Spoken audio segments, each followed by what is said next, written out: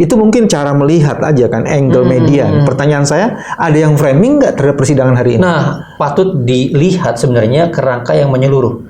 Kemarin di sosial media saya sudah melihat beberapa buzzer sudah mulai naikin tensinya, sudah mulai menyerang. Lo kalau bilang buzzer RP dong bilang. Buzzer RP yang sudah kita kenal selama ini tulang punggung kekuasaan kira-kira gitu. Dia akan mengulangi proses yang sama, pertanyaan yang sama. Kamu yakin Pak Luhut mau datang? Seolah-olah nih kamu datang. Wajib.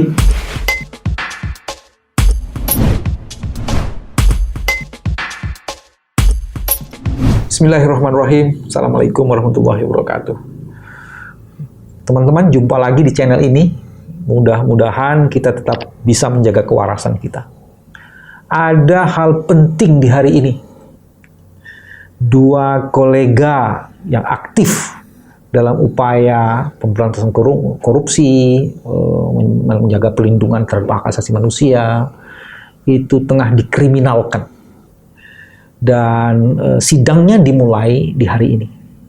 Alhamdulillah, hari ini saya bisa menculik, dalam tanda petik, ini melakukan kejahatan HAM juga ya, menculik.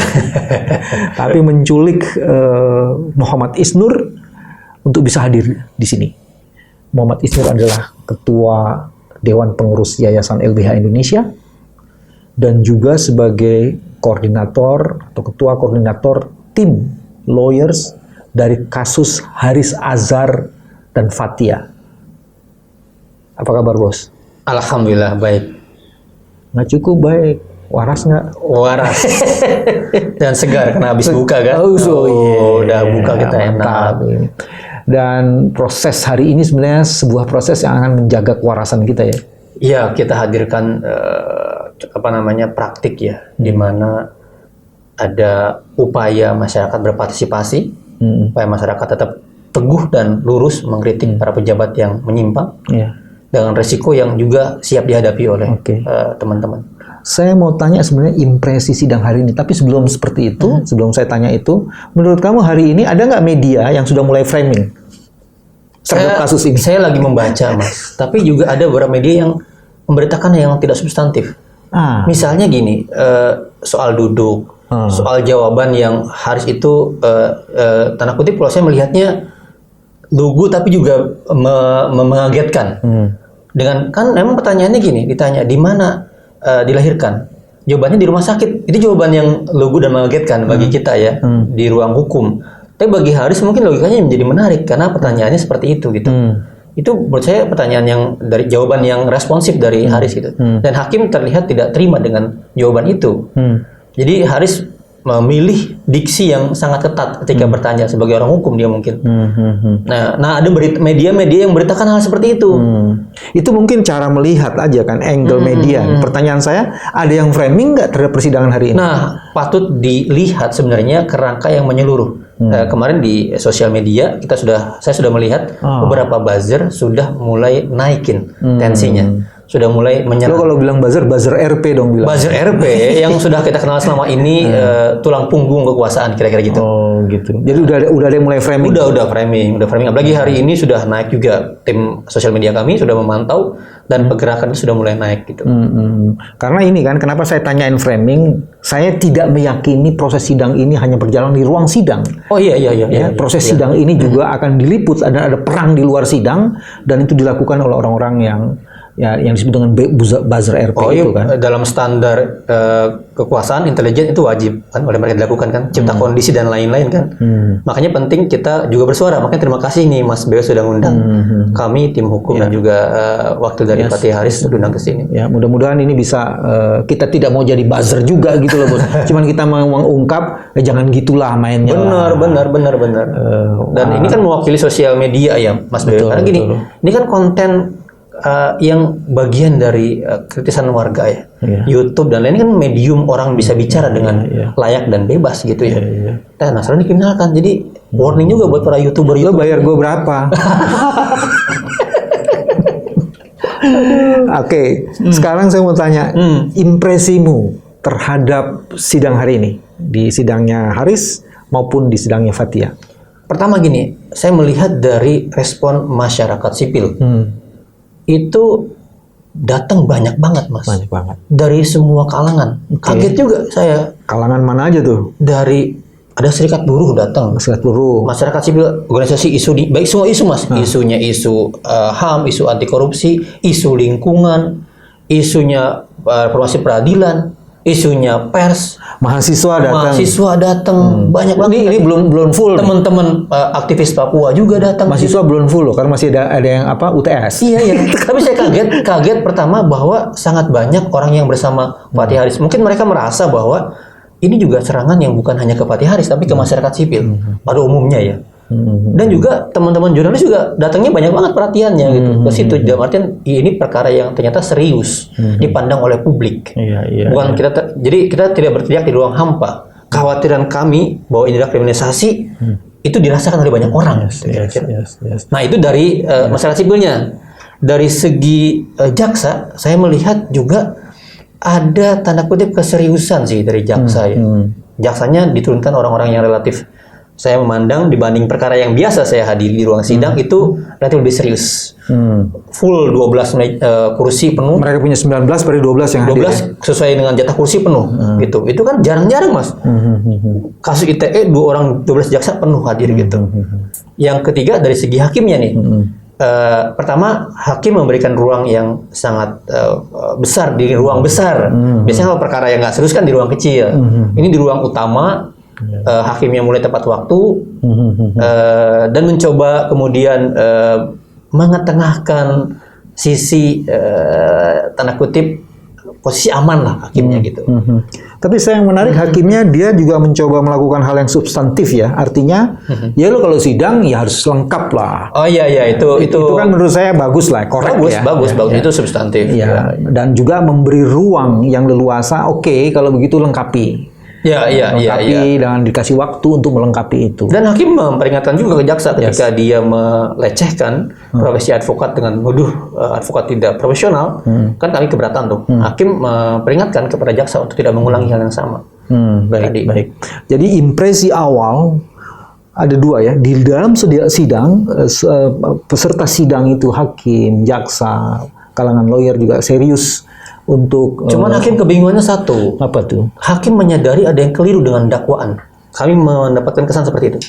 Dengan splitsing ya, dipisahkan perkara, hakim menyadari ini ada kekeliruan. Tapi dia juga bingung. Karena sejak awal masuknya 2, PMH-nya 2, majelis hakimnya, penunjukannya, walaupun hakimnya sama. Dan setelah mendengarkan dakwaan secara lengkap, itu kan sama. Jadi hakim menangkap kesan jaksa ini setelah membacakan dakwaannya Fathia yang kedua. Kami 2 kali protes tuh. Protes di awal sebelum sidang untuk meminta penggabungan perkara dalam satu perkara. Hakim tidak melihat itu ada sesuatu yang bermasalah. Tidak melihat urgensinya. Tapi setelah selesai pemeriksaan, hakim melihat urgensinya. Kami mandang. Makanya ketika tadi setelah sidangnya Haris, dia melihat ya kami akan pertimbangkan. Baik. Walaupun dia bilangnya secara teknis aja, kami tidak setuju dengan secara teknis. Kami hendak mendesak ini secara prinsip. Karena pemisahan itu prinsip, Mas, dalam hukum acara pidana. Iya. Jadi kalau menurut saya sih ada yang menarik tuh, Sobat Isnur. Yang pertama begini, hakim sebenarnya sesuai dengan kekuasaan kehakiman itu kan wajib menggali rasa keadilan di masyarakat. Itu prinsip di dalam undang-undang kekuasaan kehakiman. Hanya pada soal prosedural. Betul ya. Jadi dia ingin keluar dari situ. Cuman kan itu pertanyaanmu kan tiba-tiba gitu loh, dan itu tidak terbayangkan sehingga dia juga tidak cukup menyiapkan argumen macam-macam. Jarang-jarang perkara digituin sama pengacara kira-kira gitu.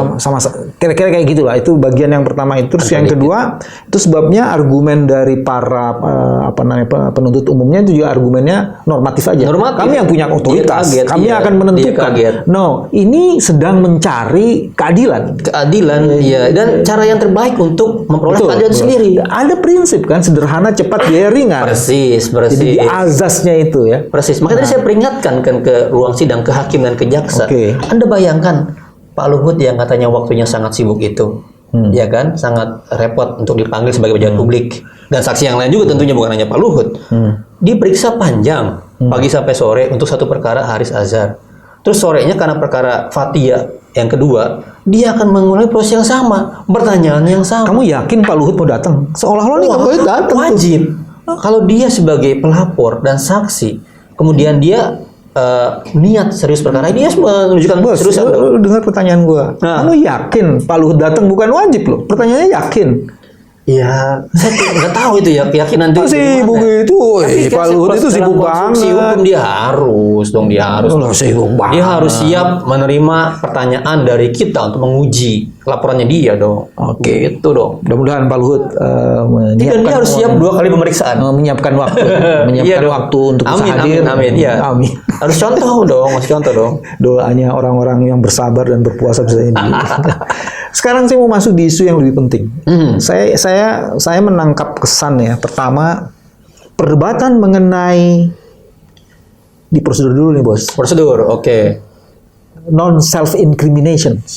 Iya. Itu kan menjadi salah satu perdebatan utama. Iya, di ruang sidang. Ya, memang tidak diatur secara eksplisit di dalam KUHP. Ya karena tapi ada ada 81, Mas. Tapi ada beberapa Undang-undang. pasal yang bisa secara implisit sebenarnya dikualifikasi sebagai non self incrimination. Artinya misalnya seorang terdakwa akan bersaksi sesuai dengan kepentingannya sendiri, akan memberikan keterangan sesuai dengan kepentingan itu. Jadi dia tidak mungkin dia memberikan kesaksian untuk orang lain. Itu seperti itu. Terus udah gitu juga ada undang-undang ICCPR, ratifikasi yang sudah di ini. Jadi di situ menjelaskan bahwa dalam pasal 14 kalau nggak salah, 14 ditegaskan bahwa tidak boleh itu. Ya, jadi perdebatan itu menjadi menarik. Ya. Nah kita ingin tahu kan, ini kan kita udah sama-sama mengerti kenapa itu di-split. Ya gini, kalau mungkin saya khawatirnya banyak yang belum tahu, Mas. Karena dianggap biasa oleh orang-orang di pengadilan. Dan jaksa menganggap itu hal yang biasa. Maka tadi bilang dia adalah ada banyak precedents di perkara lainnya.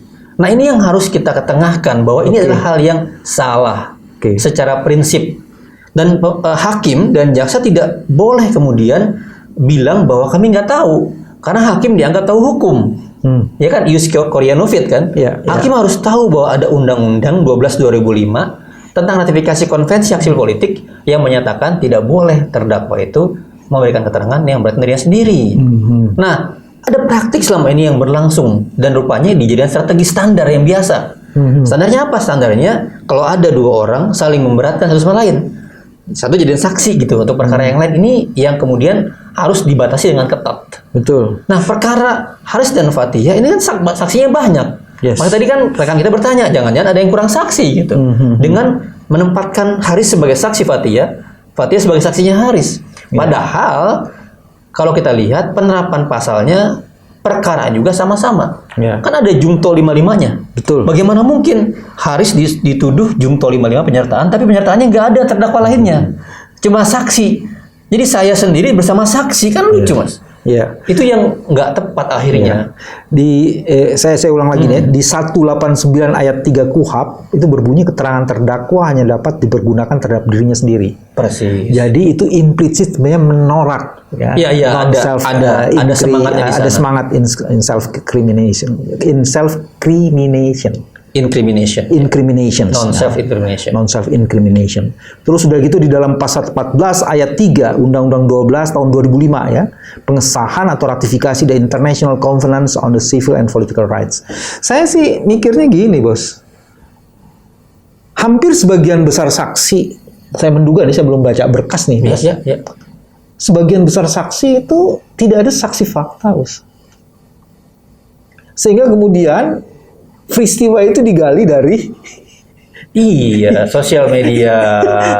Saksinya Singgih sama partner diskusinya bawahan. Partner diskusinya. Jadi saksi diambil dari Fathia, partner diskusi Haris.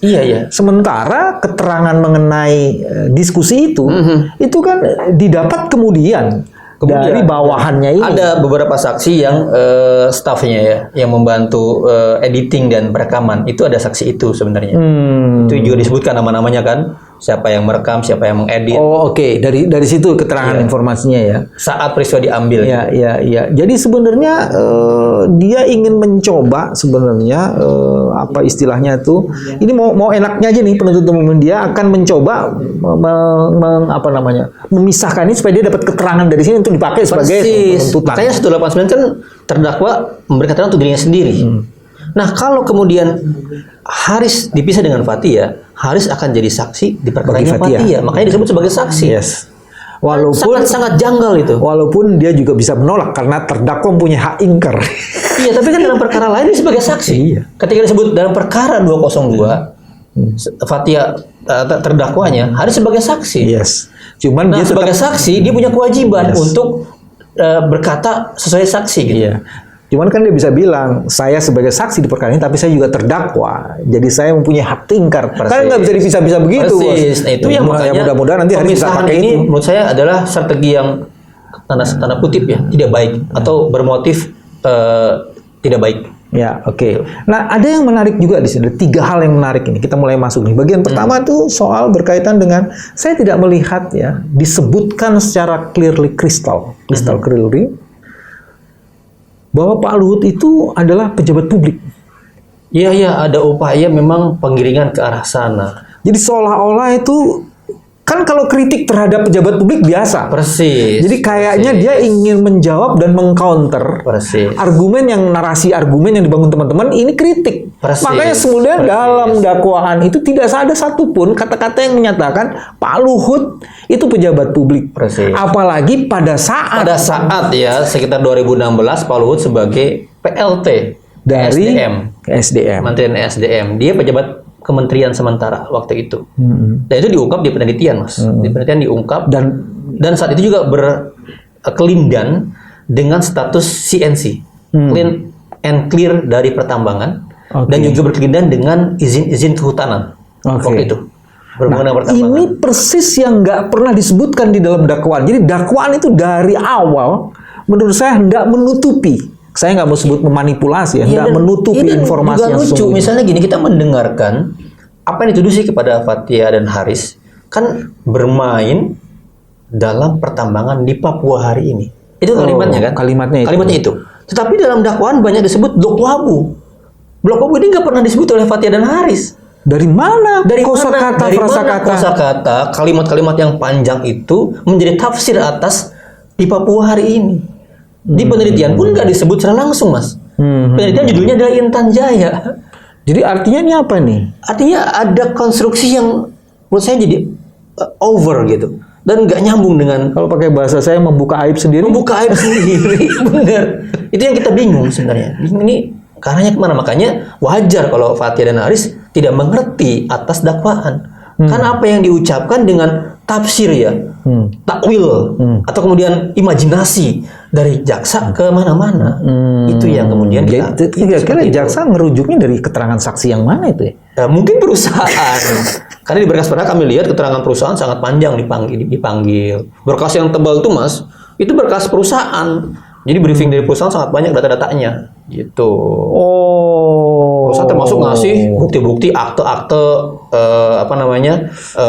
perusahaan yang versi terbaru. Padahal sepanjang ingatan saya ada sebuah media sosial yang sudah mengungkap tuh sebenarnya sebuah TV mengungkap bagaimana upaya-upaya. Persis. Jadi waktu itu ada sebuah media TV nasional mengungkapkan tentang akte-akte yang memperkuat hasil penelitian dan juga memperkuat apa ucapannya Fathia waktu itu. Relasinya seperti apa, namanya bagaimana itu ada. Nah, sekarang di dakwaan ditampilkan seolah tidak ada relasi. Nah, itu kita bertanya nih, nanti kita akan buktikan apakah ada upaya perubahan-perubahan akta di ujung-ujung waktu atau seperti apa. Kita akan buktikan di ruang sidang. Berarti ada yang dihapus dong di Yahoo. Kan akan ke-track dong, Mas. Ya, akan ke-track dong perubahan-perubahan itu. Harusnya ada tanggal penerbitannya dan lain-lain dong. Tapi dalam banyak kejadian, saya tidak menunjuk kasus yang ini ya. Kekuasaan punya kemampuan tuh.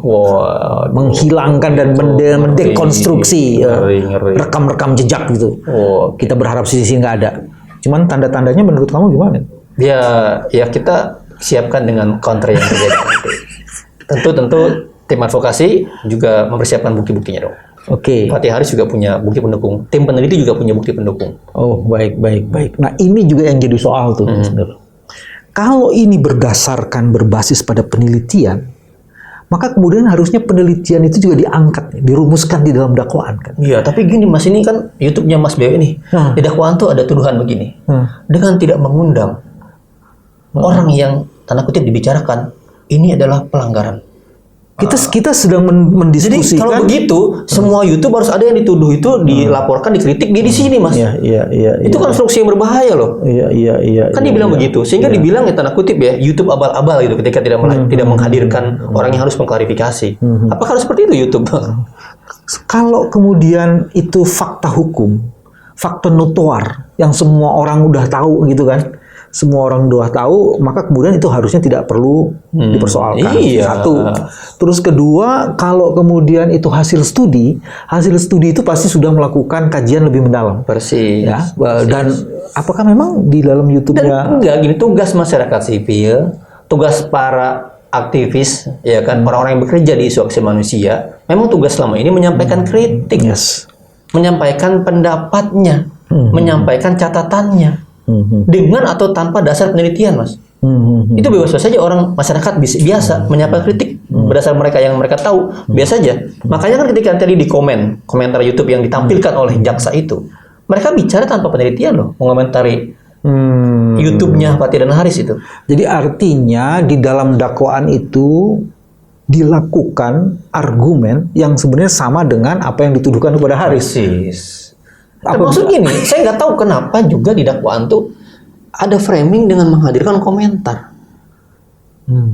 Lucunya, saya tadi menghitung, jadi ada 2000 komentar pro untuk YouTube itu. Yang ditampilkan cuma 10. Dipilih ya. Ada 50 komentar yang kontra, ditampilkan 17. Ini maksud jaksa menghadirkan 10 dari 2000 dan 17 dari 50 maksudnya apa? Iya. Saya bingung, apakah ini intonasinya memang wajar, tidak wajar? Pertanyaan dari saya, kok sepertinya ketika membacakan pendapat yang kontra lebih bersemangat intonasinya. Ada suara-suara yang ditinggikan di sana. Apakah juga itu bagian dari framing gitu? Dengan menghadirkan seolah-olah dia kan itu meyakinkan hakim untuk itu, lu juga boleh dong. Ya, tapi kan itu apakah itu fakta? Apakah ingin bilang bahwa pro kontra dalam komentar YouTube itu adalah bagian dari yang mengarah pada keonaran? Ini framing yang bahaya yang kedua bagi keadaan kritikan kita di sosial media.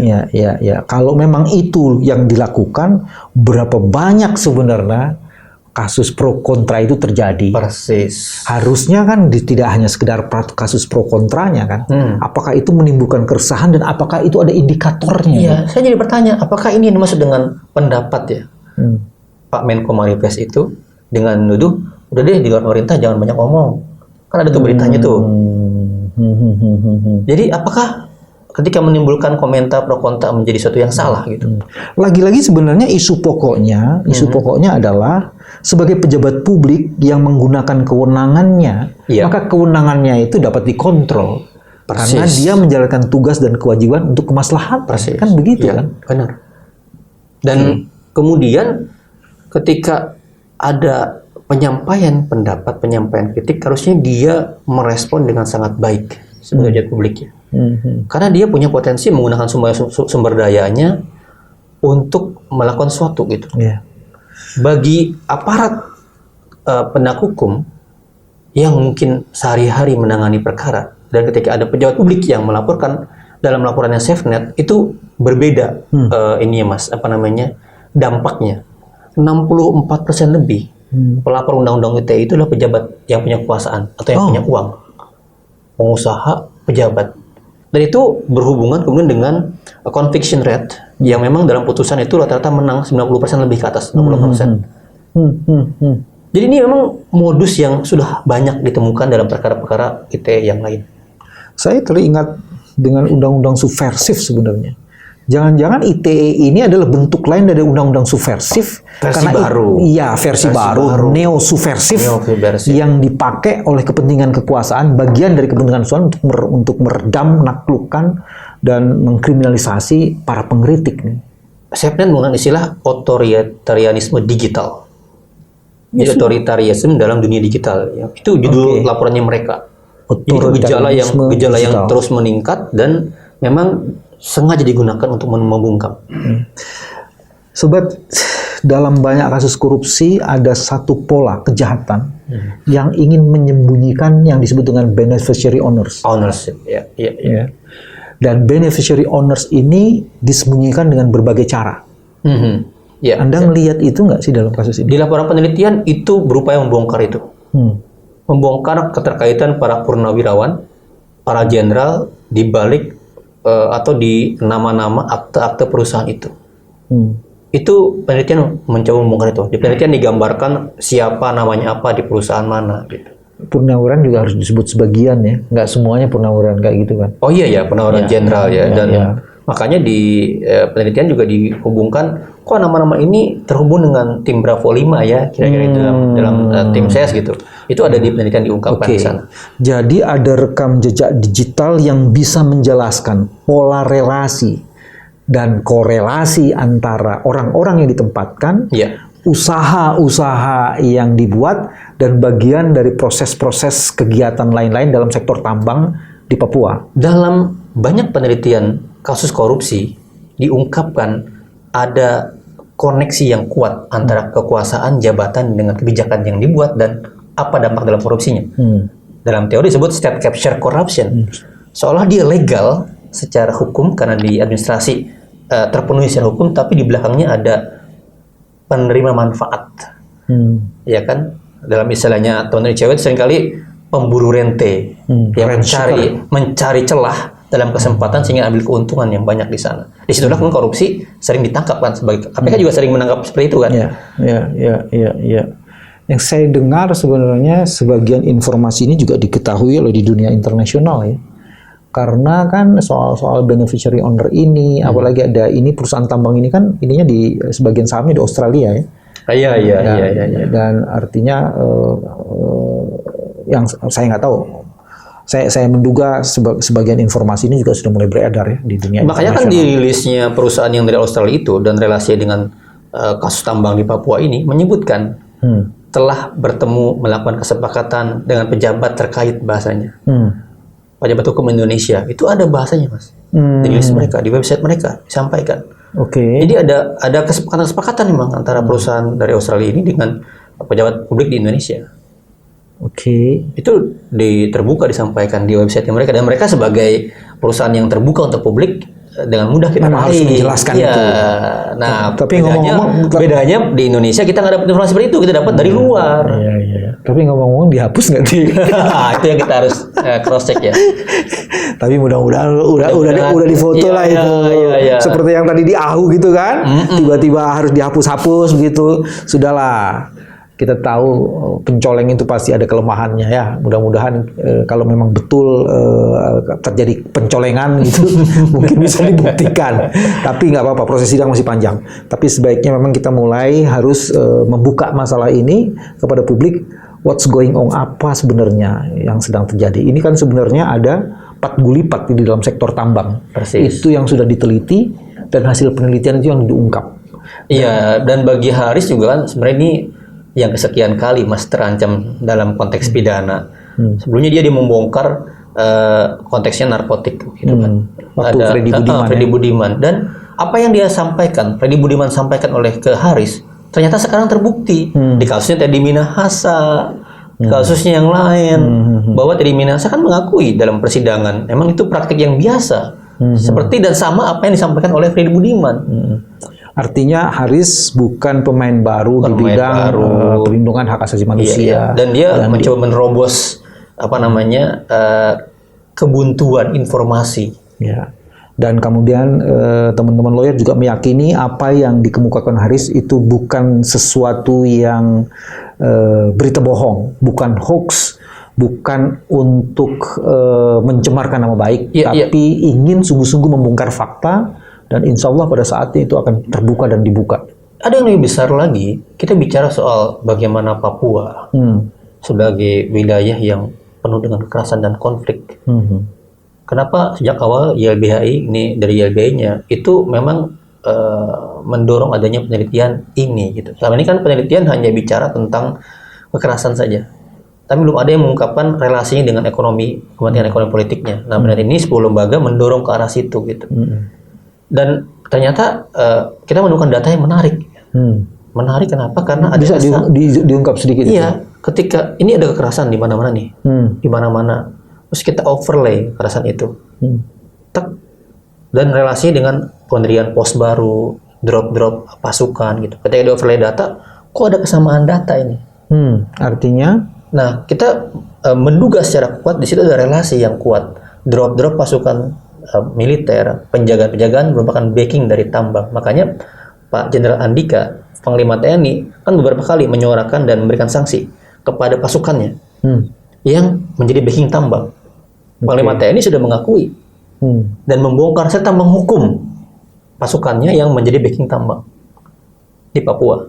Oke, jadi kalau di overlay daerah lokasi pertambangan akan selalu terjadi kekerasan, di mana kemudian di situ juga ada pasukan yang ditempatkan di Iya, situ. itu dalam konteks pertambangan. Kekerasan banyak faktornya, tapi yang kita temukan itu seperti itu di overlay. Temukan ada pos-pos baru dan itu kasihan pemetaannya sama, garisnya itu ada kemiripan yang sangat erat dengan drop itu. Tapi kasihan banget sobat prajurit kita yang kita sangat khawatir dengan seolah-olah itu kan kayak dimanfaatkan. Kita sangat khawatir dengan kira-kira operasi pertahanan yang harusnya dia profesional ya kan, yang harusnya dia kemudian sesuai dengan tupoksinya di undang-undang. Jadi kita khawatir tidak sesuai seperti itu. Dan Panglima TNI sebelumnya sekarang sudah mengakui ada seperti itu. Kasus misalnya pembunuhan Pendeta Yeremia Zanambani sebelumnya. Kan juga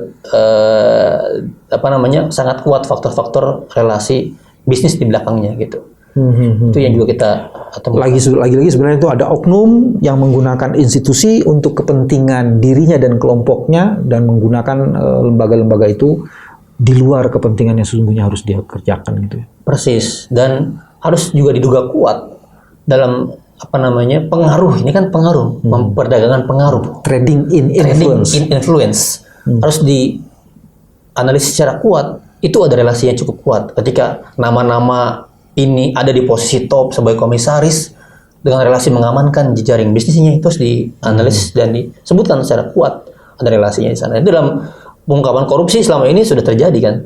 Apakah yang didiskusikan Haris itu juga berarti ada indikasi penggunaan trading in influence? Ya, itu yang saya menduga ya, saya meyakini dan bagian dari upaya mengungkapkan itu. Kalau gitu nih sidangnya harus dimonitor nih. Persis, harus dimonitor banget oleh masyarakat ini. Ini kita akan ada babak baru nih untuk mengungkap kebenaran itu. Mudah-mudahan dengan sikap hakim yang memberikan keleluasan kepada semua pihak, itu akan menjadi bagian penting untuk membongkar apa sesungguhnya kasus ini. Ini bukan sekedar kriminalisasi, ini ada sebuah kepentingan yang bekerja untuk melindungi sistem yang korup, yang merampok. Makanya kan pertanyaan besar gini, kenapa kekerasan terus berlanjut berpuluh-puluh tahun? Apakah itu ketidakmampuan mengatasi atau ketidakmauan mengatasi? Jadi bukan unable buat menyelesaikan, tapi unwilling. Nah, pertemuan kami, analis kami, ini adalah unwilling, terus dipelihara. Dan itu banyak penelitian mengungkapkan itu. LIPI yang sekarang BRIN itu sudah ngasih peta jalan. Ini loh peta jalan yang harusnya dilakukan untuk agar Papua damai. Tapi yang dilakukan justru berkebalikan, mengirimkan terus pasukan. Ini kalau gitu sebenarnya Isnur bukan hanya sekedar go to East, how to attack the East. Dan itu mengerikan. Exactly. Ini mengerikan. Ya, mudah-mudahan hakim punya nurani, kemudian bisa merasakan keadilan yang sedang dirasakan direnggut secara besar di Papua. Merasakan betapa kekerasan itu terus tiap hari hadir dan hukum tidak bisa berpihak pada masyarakat. Dan ketika ada orang yang sedang memperjuangkannya, rela berkorban untuk itu, melakukan kewajiban sebagai negara, dikriminalisasi. Jadi ini serangan secara langsung kepada perjuangan masyarakat sipil, masyarakat madani. Perjuangan secara langsung kepada rencana perjuangan keindonesiaan kita. Jadi kira-kira gitu. Ini tentang keindonesiaan pada akhirnya, Mas. Tentang yang kita harapkan masyarakat adil dan makmur, masyarakat keadilan sosial bagi seluruh Indonesia, tentang kehidupan kebangsaan yang bebas, tentang bagaimana negara melindungi segenap bangsa Indonesia. Pancasila Undang-Undang itu dong ancaman kepada titik-titik krusial itu. Yes. Dan ini sekaligus antitesa dari pernyataan yang di luar pemerintahan, nggak usah ikut-ikut. Kita pengen ikut serta karena dasarnya adalah konstitusi. Dasarnya menjaga negara ini. Kedaulatan di tangan rakyat dilaksanakan sepenuhnya melalui konstitusi. Dan Bung Karno itu ketika disidangkan dulu di Landrat Bandung itu, dia bicara tentang mimpi kebebasan masyarakat untuk berbicara dan penggunaan pasal-pasal di KUHP lama. Yang dia kritik itu menghantam kebebasan berpendapat dan demokrasi. Dia mengimpikan suatu masa pasal itu hilang. Kemudian dia mewujud dalam Undang-Undang ITE, pasal 14 dan pasal 15 hukum pidana, dan kemudian 310 KUHP yang digunakan sekarang kepada warga negara. Ini harusnya menghancurkan rasa batin dari Soekarnois. Persis dong bagi para kita akan appeal mereka supaya ini nggak benar nih pasal ini. Benar. Mimpi Bung Karno dan para pendiri bangsa dihantam dengan dakwaan seperti itu. Dan kita tidak boleh keluar-luar karena kita sedang mendiskusikan persidangan. Menarik Mas. Menarik semua. Kalau persidangan sangat kering persidangan Mas. Kalau Isnur yang bicara akan menarik semua gitu. Dan teman-teman, ini channel akan didedikasikan bagi proses persidangan Haris Azhar dan Fathia. Caranya gimana? Supaya bisa mendukung? Terus ikuti channel ini. Novel Baswedan dan Bambang Wijayanto. Official channel kami adalah NBW. Terus ikuti. Kadang-kadang ada di channelnya Bambang Wijayanto dan kadang-kadang juga ada di channelnya Novel Baswedan. Dan ini Mas ada praktik namanya amicus curiae. Itu sahabat peradilan. Jadi teman-teman penonton ya, pemirsa penggemar NB dan BW ini bisa mengirimkan surat cinta kepada pengadilan untuk mendukung standing dan juga keadilan bagi Fathia dan Saatnya masyarakat bersuara lebih kencang, lebih efisien dan lebih fokus dalam kasus-kasus ini. Jika ada informasi penting untuk proses pembelaan rekan Haris dan Fathia di pengadilan yang berkaitan dengan kasus ini, silahkan kirimkan surat cinta sebagai sahabat peradilan ke pengadilan dan juga pada tim advokasi. Salam keadilan dan salam kemanusiaan untuk menjaga kewarasan. Teman-teman, terima kasih. Kita akan lanjutkan lagi. Mudah-mudahan ini akan ada banyak gunanya. Wassalamualaikum warahmatullahi wabarakatuh. Waalaikumsalam warahmatullahi wabarakatuh. Insya Allah.